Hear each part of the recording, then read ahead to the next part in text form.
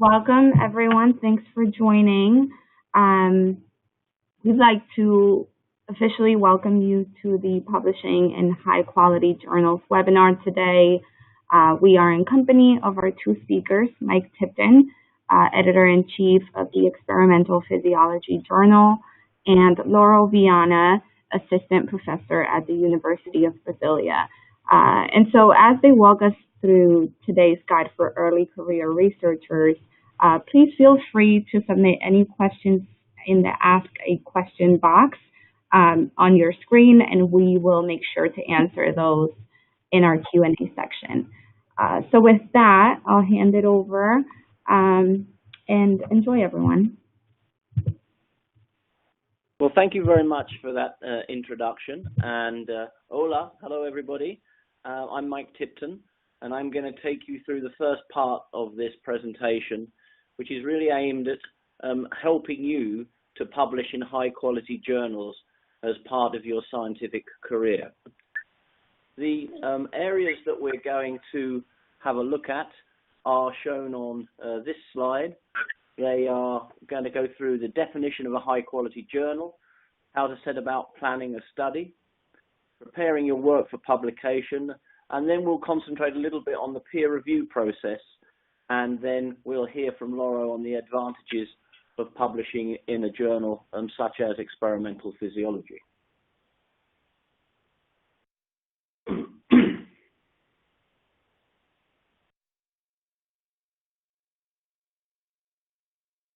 So,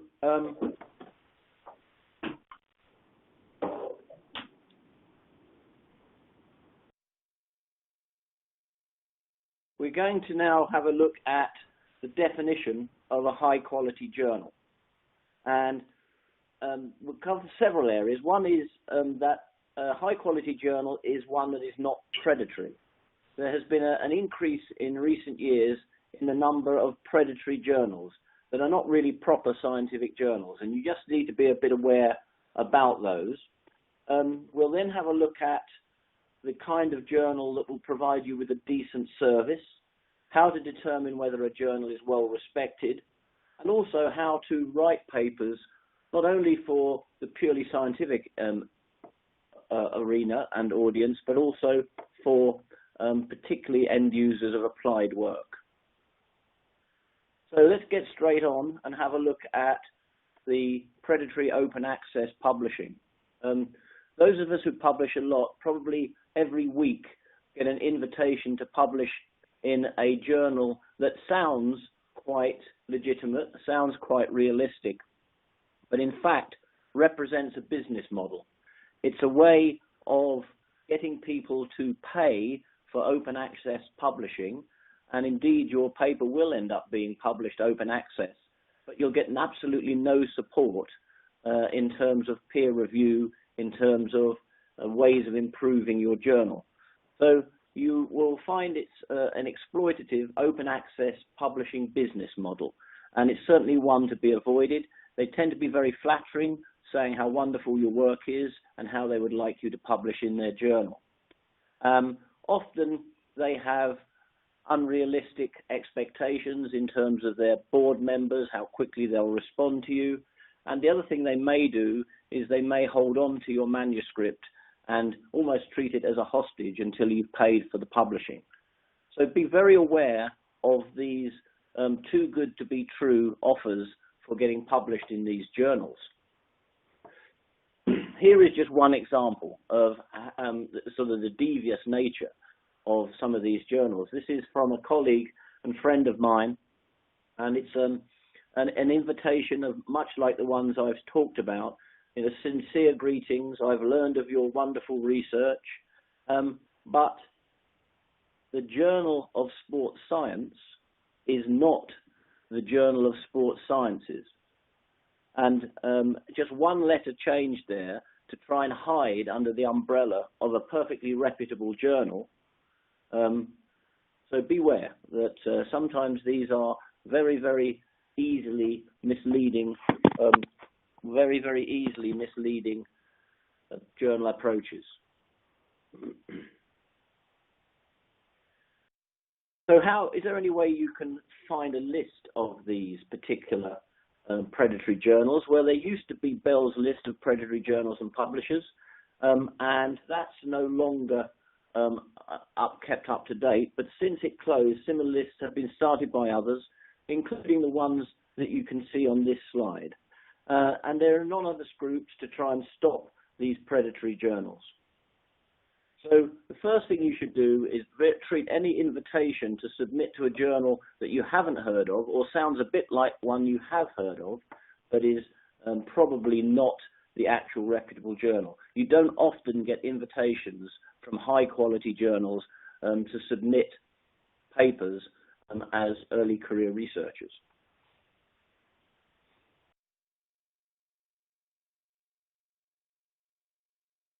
The other thing to try and spend some time doing is go on to publishers' websites.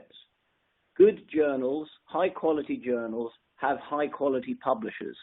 And a high-quality publisher will provide you with lots of support and ways of enhancing your publishing experience. So here we look at the author services provided by Wiley. Wiley are the publishers of the Journal of Physiology and Experimental Physiology. One of the things I find is that many early career researchers, and indeed more senior researchers, often do not visit publishing websites unless they're trying to download or upload a paper. I highly recommend that you go and look at journal websites and you look at publishing websites and see what author services they provide without having to upload a paper or download a paper, because there's a whole host of support services and utilities that you can use to help you with the preparation of your manuscript, with the publication of your manuscript, and with the promotion of your paper. So just spend a bit of time going on to these websites and having a look at the kind of services that the journal will provide, because that's another way of making a distinction between the business model journals, the predatory journals, and the more established and high quality journals. The other thing to consider is the kind of services that are provided by the journal in terms of the publication of open data and open materials. And one thing that Experimental Physiology will be doing in the near future is offering you the opportunity to register a protocol or a plan that you have for a study in advance of doing the study. This is something that will be quite unique within the physiological publication world, but of course has been around in clinical studies for some time. We think this is a good move because it allows you to register your ideas as represented by your protocols in advance of doing the study, and that gives it a time stamp of your research plan. It enables you to think about publishing at an early stage in terms of where you want your work to be published. You can get some early peer review. There will be a light touch review on these submissions, so it will hopefully help you do a better piece of research. It's much easier to get it right before you start than try to sort it out afterwards. And it's also going to reduce publication bias in terms of the number of negative and positive results which are published. So we hope that it'll improve generally the quality of science that's not only undertaken, but that is published. If you go away and you do the study as you'd planned and as the registered report accepted, then you will increase your chances of publishing very significantly. So at the moment, the rejection rate in experimental physiology is around about 70%.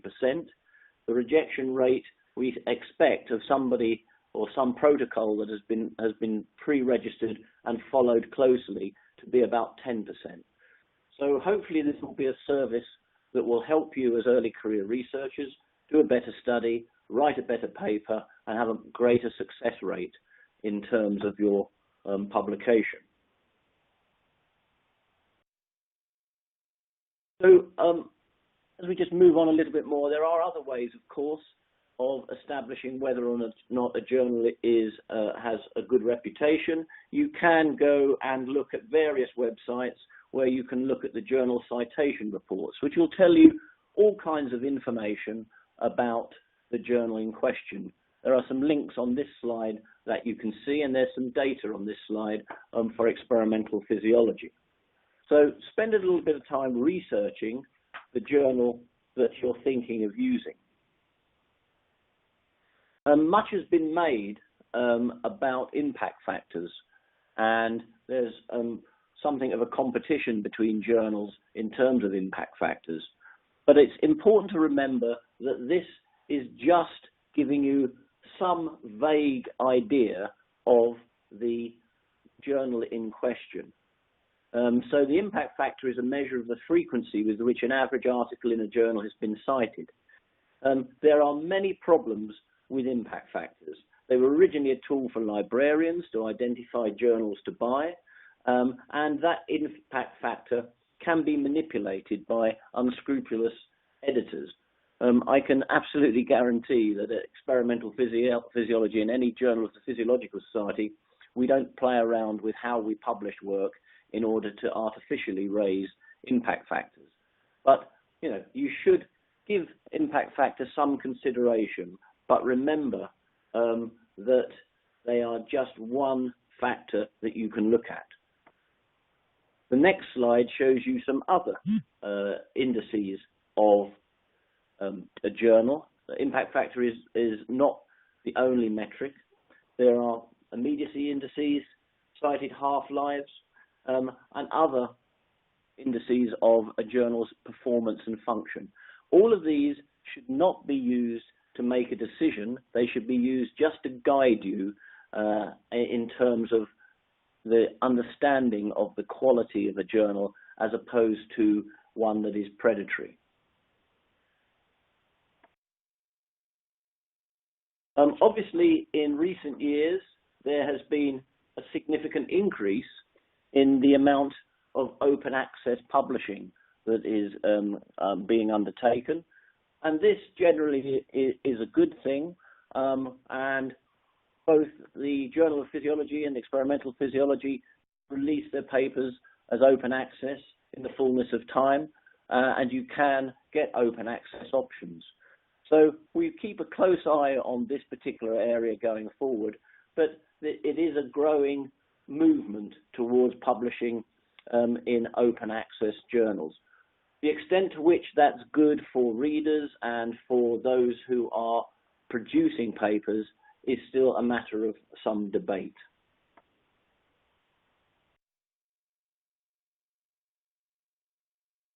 I just want to talk about another potential route to publication. Those of you who are doing experiments in an applied field may often produce work which is of high quality science that can go into a good quality journal. But it's also important to remember that if your work has some application for an end user group, the fire brigade, the police, the emergency services, then you should also give some consideration to publishing in what we call the grey literature. This may be a magazine such as the Emergency Service Times. And the reason I try and emphasize this is because much of the science that's produced, particularly in the applied arena, is very interesting at a scientific level, but it's actually crucial to some of the end users. So think about not only producing a paper for a top quality scientific journal, but also a revised version that you can publish into something like an appropriate magazine or professional publication.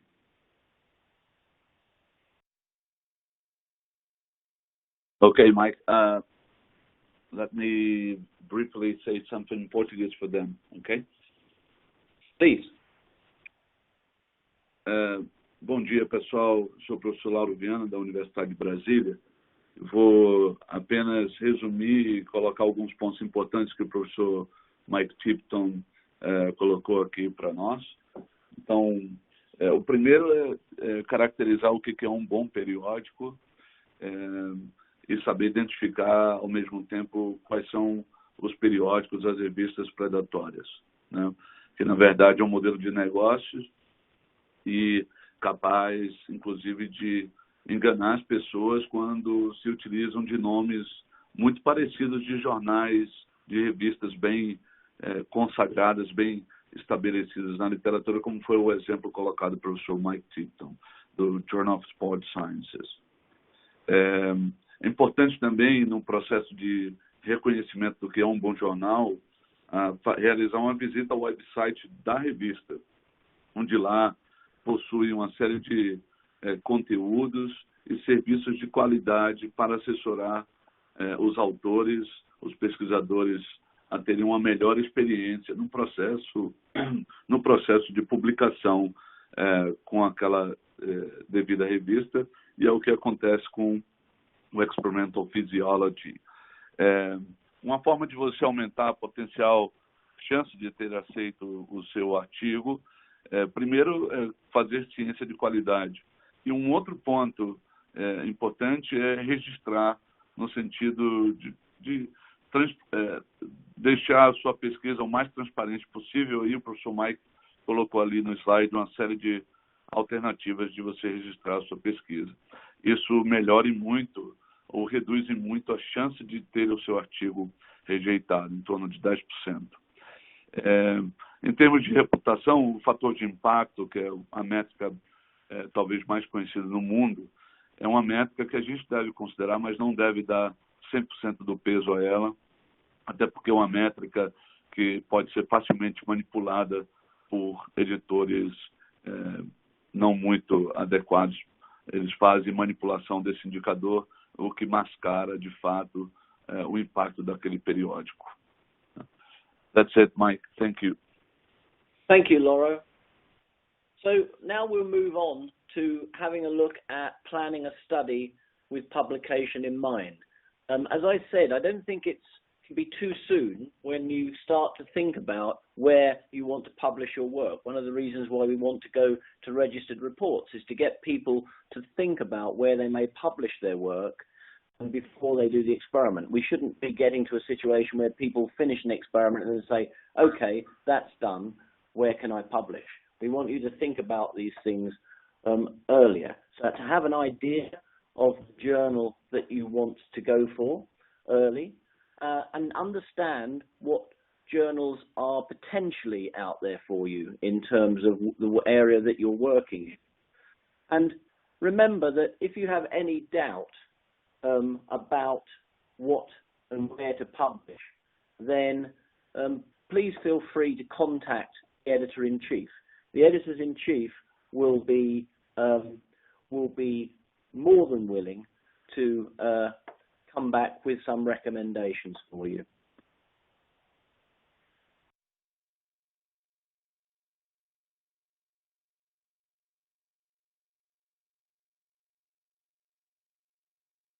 Okay, so how do you get your work published?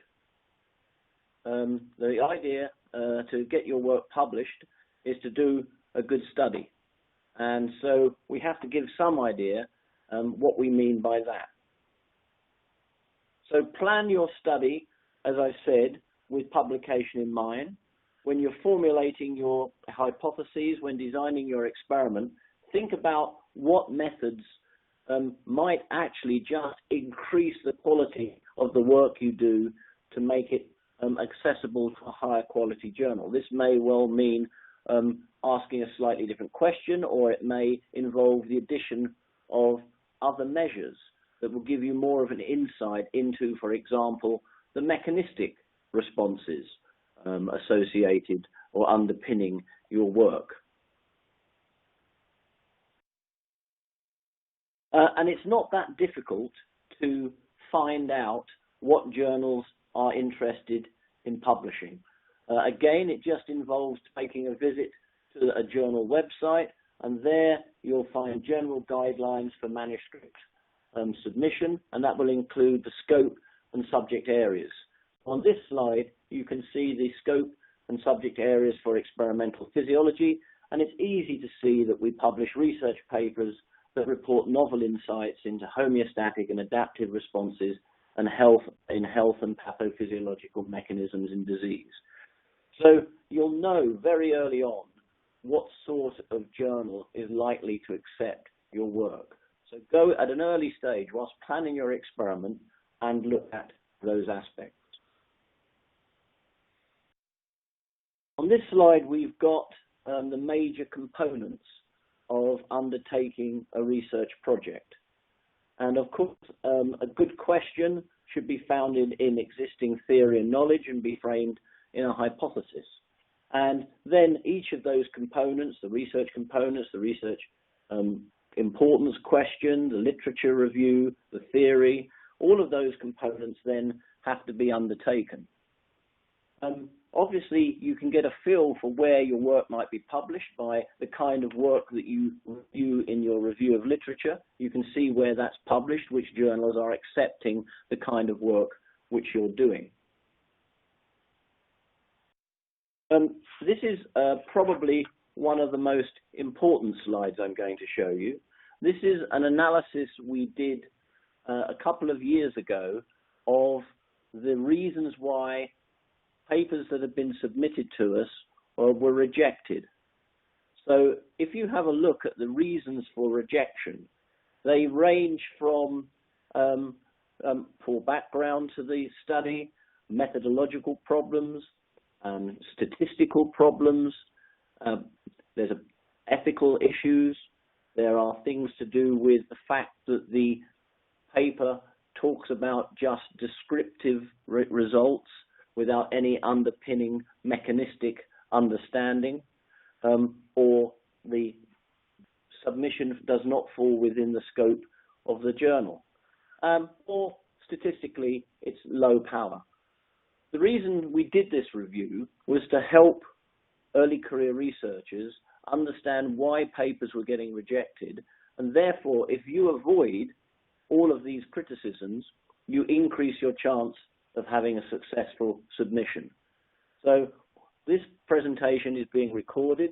It will be available to be, to be reviewed in slow time. Just spend a bit of time examining these reasons for rejection and making sure that in whatever you do, you avoid them. If we go back to those most common criticisms from reviewers, they're listed on this slide from A to G. So they're the most common reasons for rejection of the papers submitted to Experimental Physiology, ranging from ethical issues outside the scope of the journal, poorly written, inappropriate statistics, and purely descriptive, providing no mechanistic insight.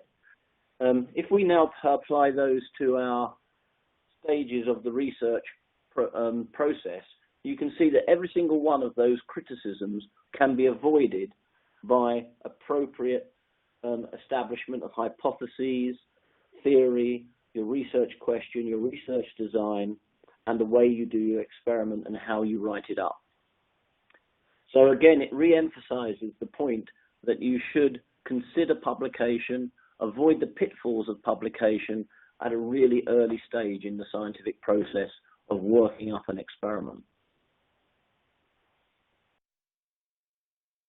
So, summary of that section is to think what you will need for a good publication when formulating your experimental question and hypotheses and when designing your experiment. And consult a good statistician and think about the methods you're using and how you might improve them to give a greater mechanistic understanding to your results as opposed to purely descriptive work. And I think Lauro is going to summarize that section for us. Hello? Okay, Mike, thank you. Yep. Então, o ponto mais importante dessa segunda parte da palestra do webinar do Mike é que a escolha da revista correta é fundamental, não depende apenas da qualidade do jornal, mas depende da pergunta científica, e para publicar a gente depende também de um bom estudo. Então, um bom estudo tem uma melhor chance de ser aceito. E a pergunta, do ponto de vista fisiológico, se é um jornal fisiológico, de fisiologia, ela deve ter caráter mecanístico e que vai chegar até uma hipótese. E o seu estudo vai gerar perguntas a essa hipótese mecanística. E do ponto de vista dos pontos principais, foram apresentados no slide 19, onde no processo de revisão não existe apenas uma rejeição do artigo, mas o processo de revisão ele também passa a ser um processo educacional para jovens pesquisadores, onde aqueles comentários podem guiar um aprendizado para que não venha acontecer de novo a rejeição.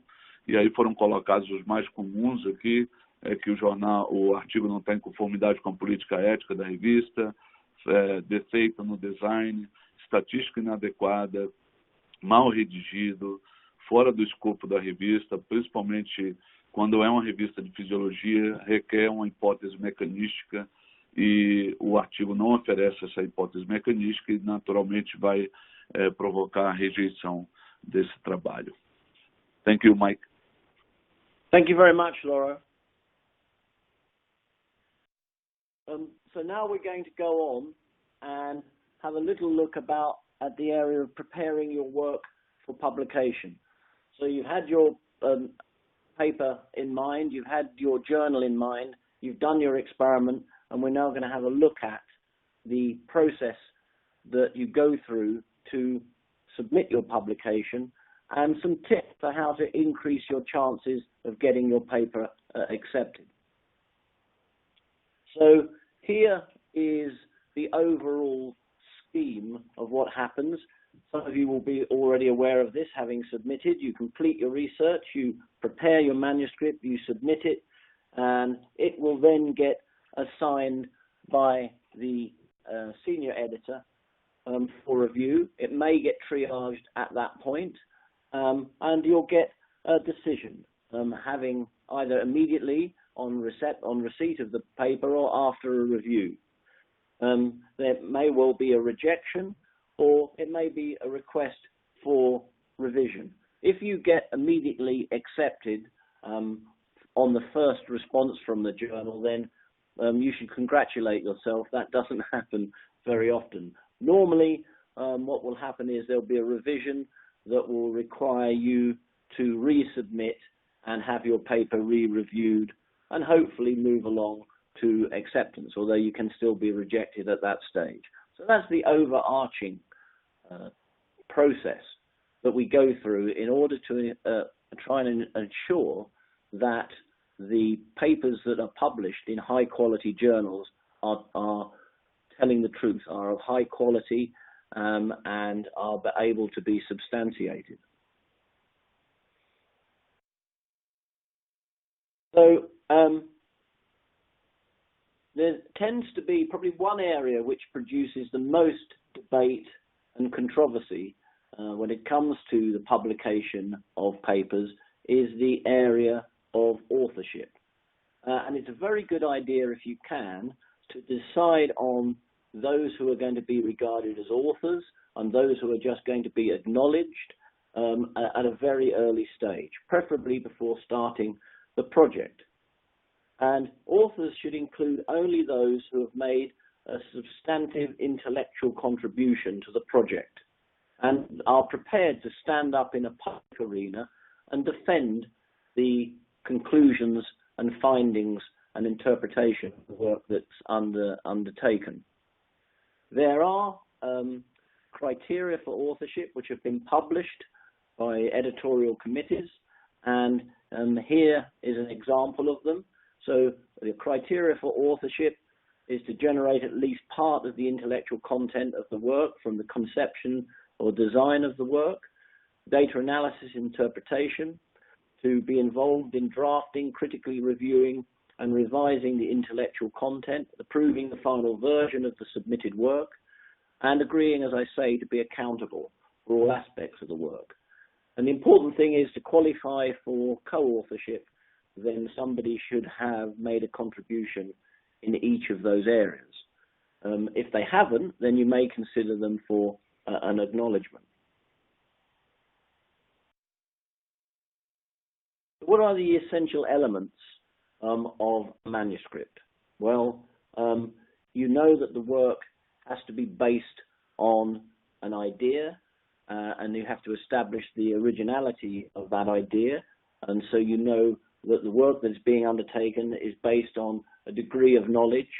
And in the introduction, you'll summarize that process, giving the reader the idea of why the work was done, why it was needed to be done, why it couldn't be answered from the existing literature, what's novel about the work, and how your introduction has focused you in on the hypotheses that you will test.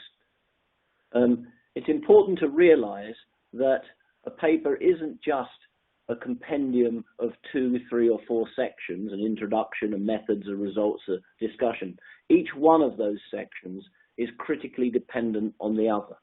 So the hypotheses that you come to test are dependent on your review of literature, what you've discovered about what's already known about the question that you're posing. The type of hypothesis you set will be dependent on how much knowledge you gain from the review of literature about the question you're asking. The methods you use, the statistical approach you use, will all be based on your understanding of the question you're posing and the hypothesis you've established on the basis of the introduction and the review of literature that you've done. These are critically interdependent sections and shouldn't be regarded as independent. So in the method section, you'll describe how you did the study. And the reason we have method sections is to allow others, if you come up with a sensational finding, to recreate and replicate the work you've done to test whether your findings were true or accidental. So your method section has to comprehensively tell people what's being done. Your results section has to tell them what you found, and in the discussion, you should interpret your findings in the light of what was already known as established in your introduction. And in that way, you provide a paper that is fully rounded, each section of that paper is interdependent, and it tells an interesting and complete story. So let's have a look at the individual sections briefly then. The title and the abstract. Well, we kind of recommend that you write the abstract and title last, because a good abstract is remarkably difficult to write. It's essentially telling the story of the whole paper in just a couple of hundred words. So you need to be fully au fait. You need to fully understand what it is you've done and found before you come to try and write that abstract. It needs to be specific and include the key elements in terms of the findings. So people tend to dash off an abstract because they're now in a much of a rush to get a paper published. But do spend some time making sure that your abstract is as high a quality as it can be, because it's often the first part of the paper that a senior editor or reviewing editor will look at. So try and get your abstract as high quality as possible.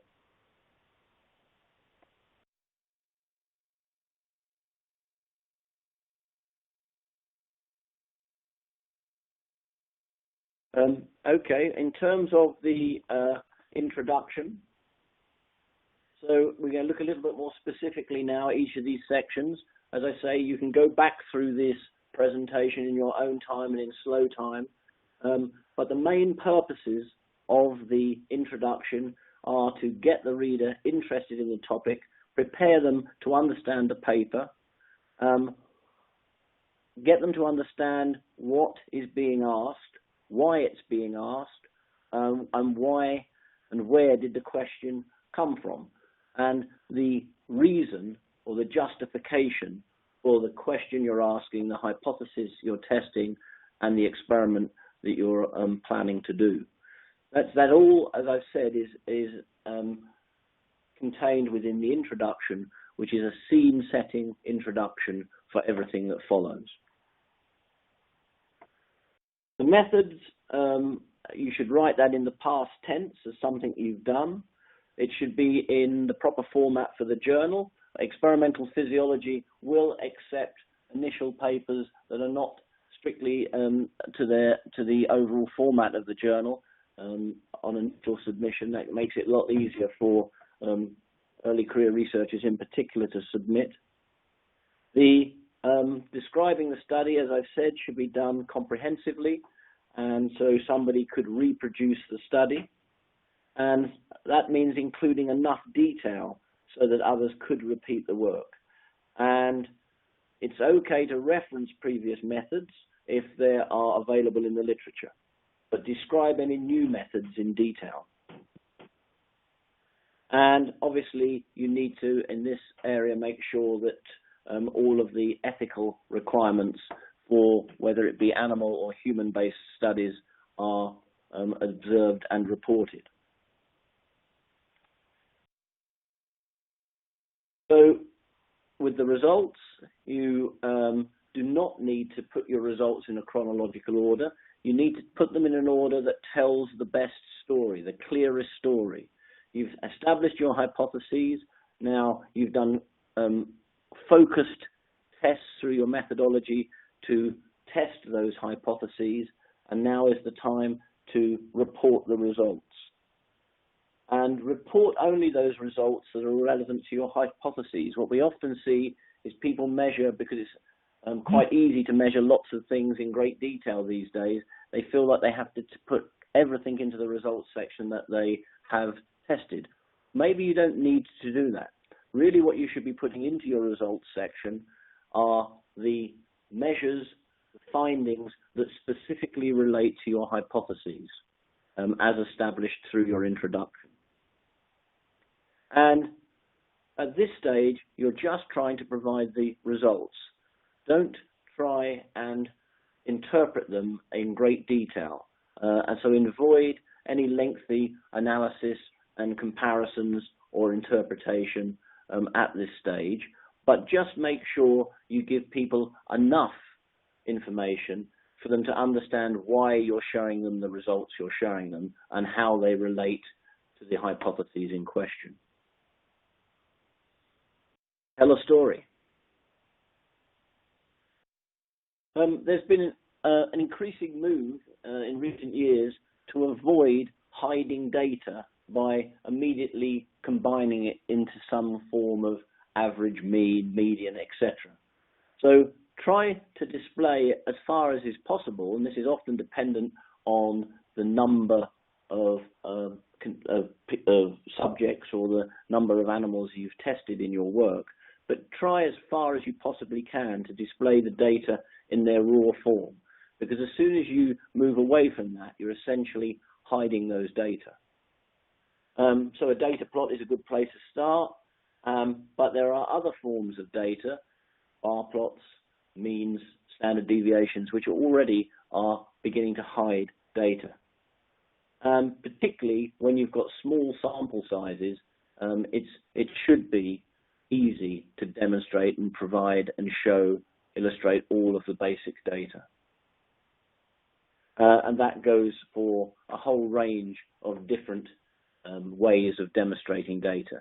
The major overriding principle is try not to conceal any data. Try to demonstrate and show original raw data as best you can, to allow those who are reading your paper to interpret it in addition to yourself.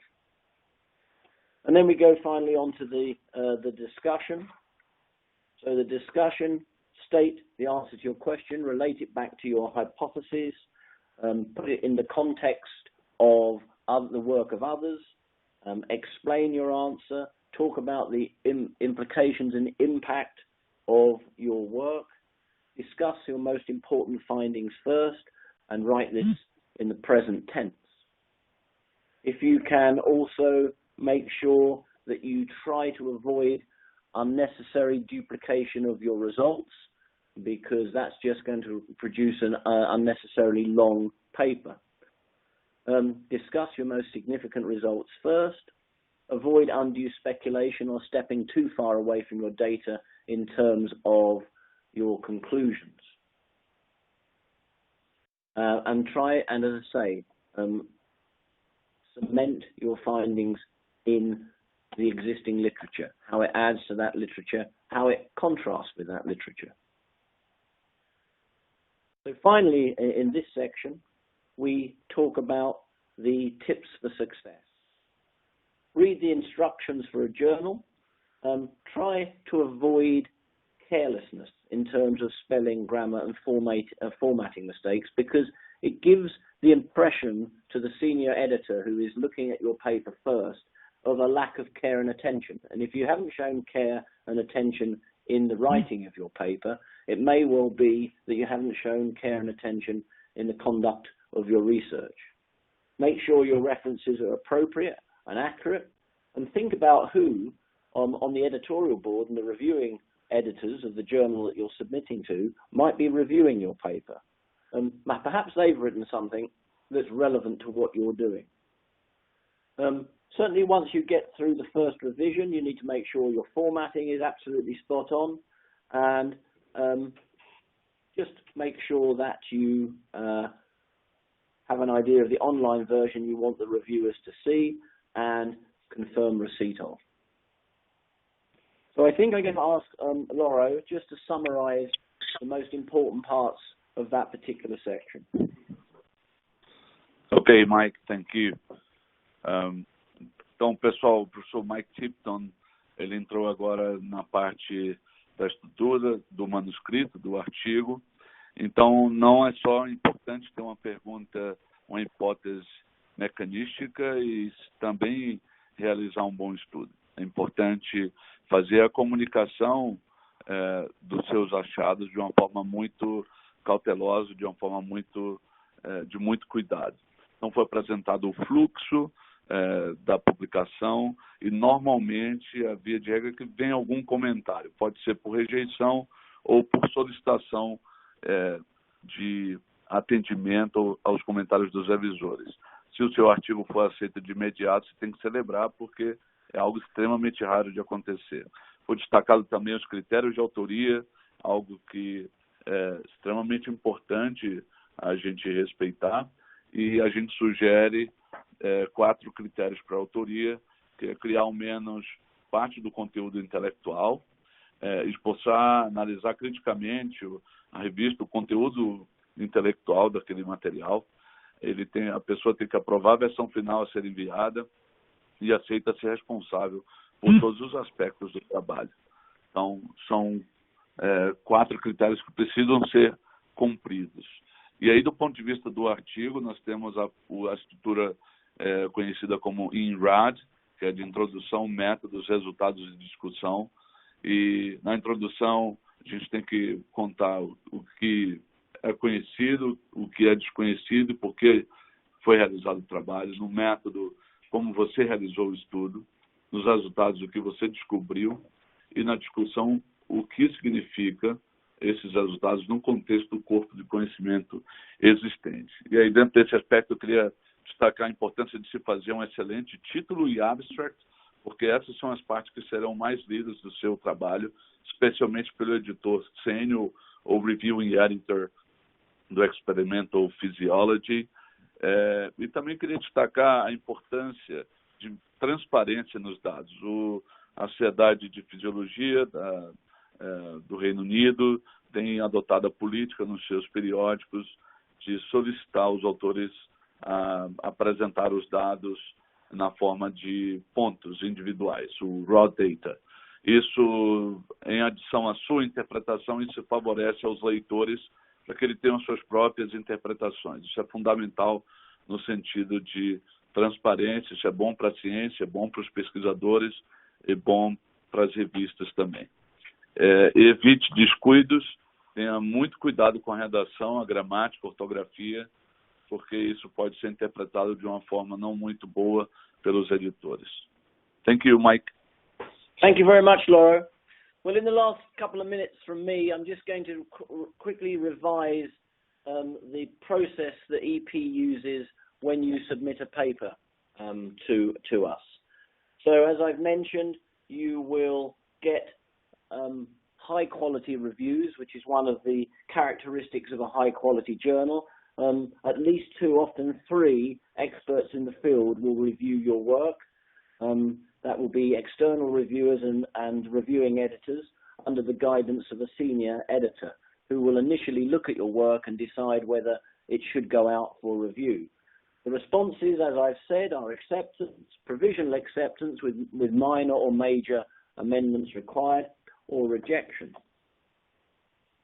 The revision process is one where you will go and you have your paper returned to you, and that's a very normal response. Most people who submit a paper will have some amendments to make as a consequence. And some of the comments may well make you angry when you read the reviews. The important thing is not to act on that anger, but try and understand what the reviewers are saying. Sometimes it may be a language issue between yourself and the reviewer. So try and understand exactly what they're driving at and not misinterpret what's been said. Perhaps if people are not understanding what you're saying, it's because you didn't present it clearly enough in the first place.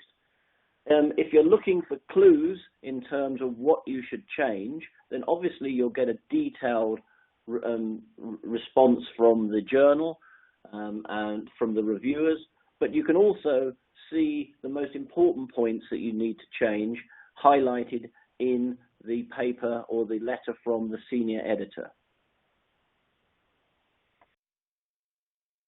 When you respond to the reviewers, you should do this as comprehensively as you can.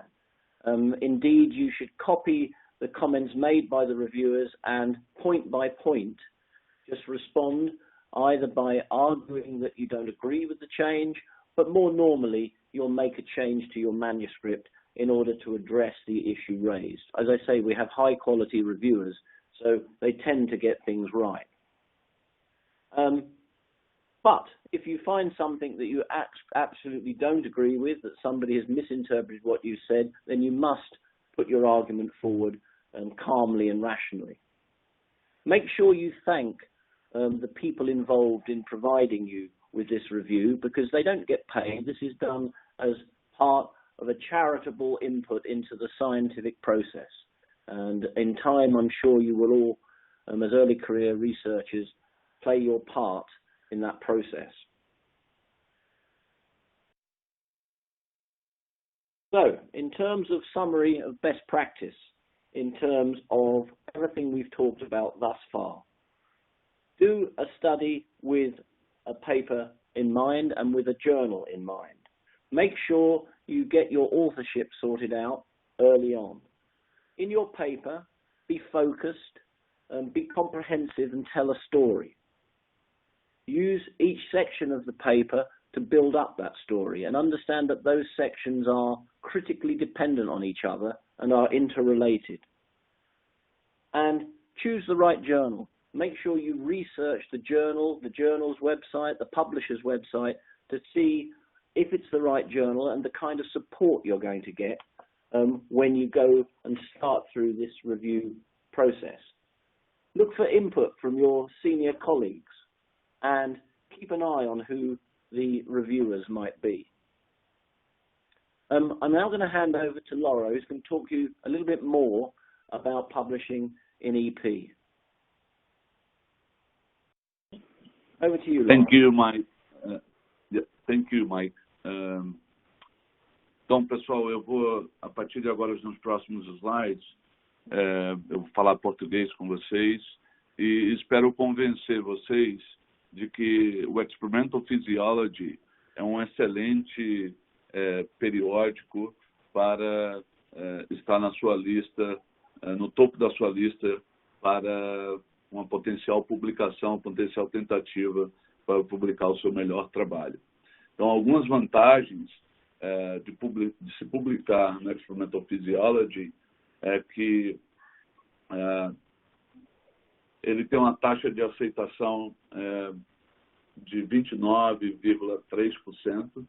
É uma taxa, se você pensar, numericamente baixa, mas comparado a outros jornais, ela é uma taxa mais alta. É uma publicação que acontece de janeiro a dezembro, mensalmente, e tem um tempo extremamente rápido para a primeira decisão. Então, em torno de 19 dias. Como o professor Mike Tipton já falou, o jornal ele trabalha fortemente para que tenha os melhores revisores, e esses revisores são avaliados pelos seus editores. Então, nós já utilizamos cerca de 584 revisores de mais de 40 países diferentes, e normalmente os revisores demoram em torno de 12 dias para completar a revisão. Comparado a outros periódicos, outras revistas, é um tempo extremamente rápido, o que dá celeridade ao processo para aquele jovem pesquisador ou pesquisadores estabelecidos.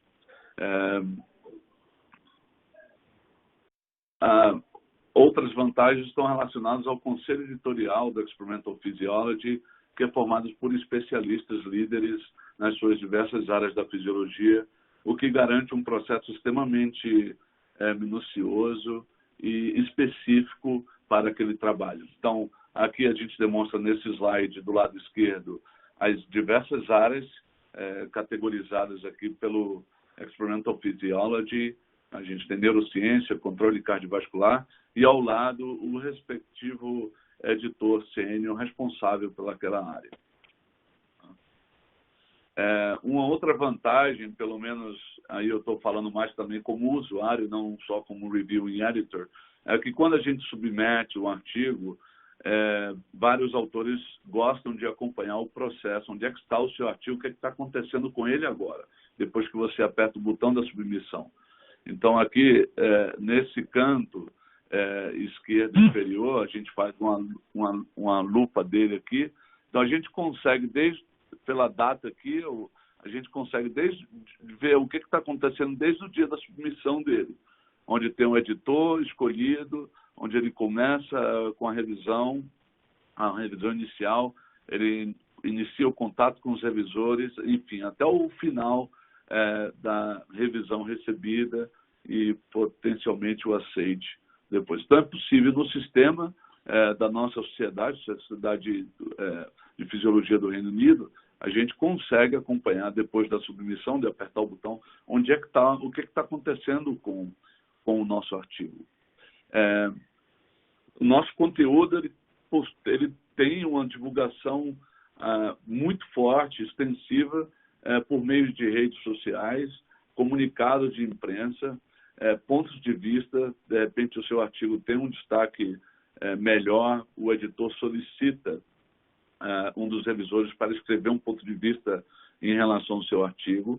E muitas vezes acontece também resumos em vídeo, onde o editor solicita aos autores para enviarem um vídeo ou ao editor para comentar aquele manuscrito. Além disso, o Experimental Physiology, vocês podem seguir, estão aqui os nomes nas redes sociais, Facebook, LinkedIn e Twitter. Nós temos mais de 12 mil seguidores nessas redes sociais, o que potencializa a chance do seu conteúdo, do seu artigo ser encontrado por pessoas interessadas na temática. E a cereja do bolo é que não há taxas de envio. Vários periódicos cobram apenas a submissão. Já na submissão a gente não tem essa taxa de envio.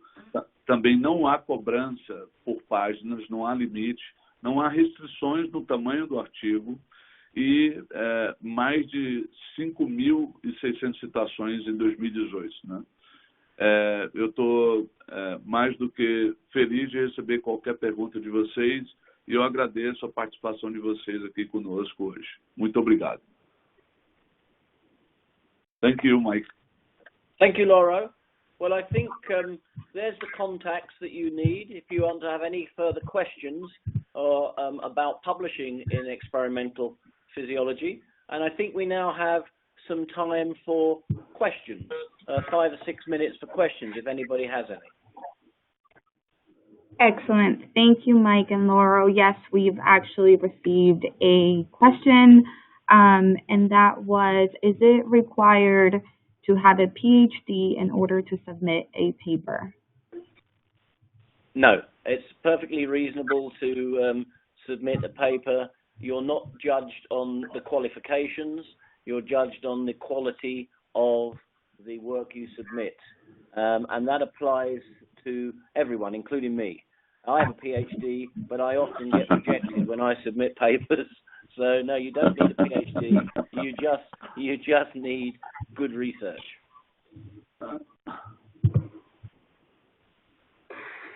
Great, thank you, Mike.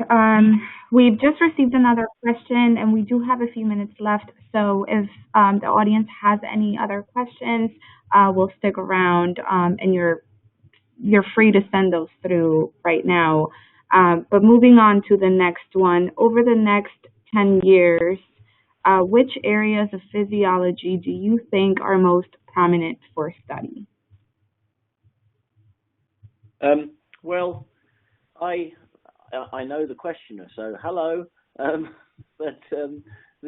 think what you're seeing at the moment is there's quite a large trend towards health and well-being. I think we'll see more interdisciplinary research. We'll see more combinations of research with combined maybe animal work and human work, with different specialisms contributing and coming together to produce answers. So I think more multidisciplinary. It seems to be heading in that direction. There's also big issues to do with individual data, outliers, how we explain those. I don't know if Lauro has anything to add from a particularly Brazilian perspective. Yes, Mike. Let me answer him in Portuguese, if you don't mind. Please. Danilo, obrigado pela pergunta. Eu estou alinhado com o que o professor Mike respondeu. Independentemente da área de fisiologia, a forma importante de se estudar é com abordagem interdisciplinar. Então, se você tem abordagem interdisciplinar para responder fenômenos fisiológicos, isso vai ser o hot topic na área. Várias instituições no mundo estão estimulando jovens pesquisadores a terem formação interdisciplinar, estão fazendo editais específicos com abordagem para financiar a abordagem interdisciplinar. Thank you, Mike. Thank you very much. We have another question. And we have one last question before we hit the top of the hour, and that is, do the mechanics insights provided need to be necessarily at the molecular level? How much mechanics should be in the paper? No, they don't have to be at the molecular level. All we're asking is most reviewers for quality journals such as Experimental Physiology will want more than just a description of what happened. So you have exposed somebody to a stressor, you've got a response, you can report that response, but if you can also, through the measures that you take, give some insight into why you saw what you saw, and that may be purely physiological, it may be biochemical, it may be a range of things, but it certainly doesn't have to be down at the molecular level. It just needs to have an attempt to tell us why you think in mechanistic terms things happened. So again, that comes back to the point we've made right through this webinar, that if you can give some thought when you're designing your experiment, not just to what you're going to test to see what happens, but also to see what you can measure to understand why what happens.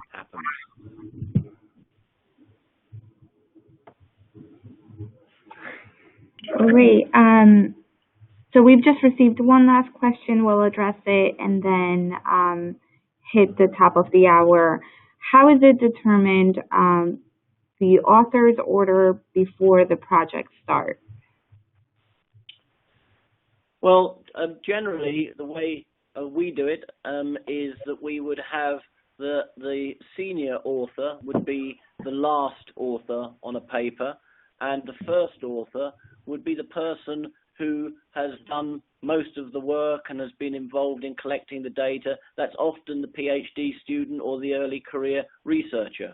And then those in between, it doesn't, it's less critical. That tends to be, in general, when we receive papers and publish papers, the order we see. But it's a very good idea within your own research group to just establish those kinds of rules before you start getting involved in submitting papers, because authorship and the order of authorship is a major source of upset in most laboratories that haven't sorted this thing out in advance of submission. Would you like to just say that, Lauro, just translate that for us and add to it if you can?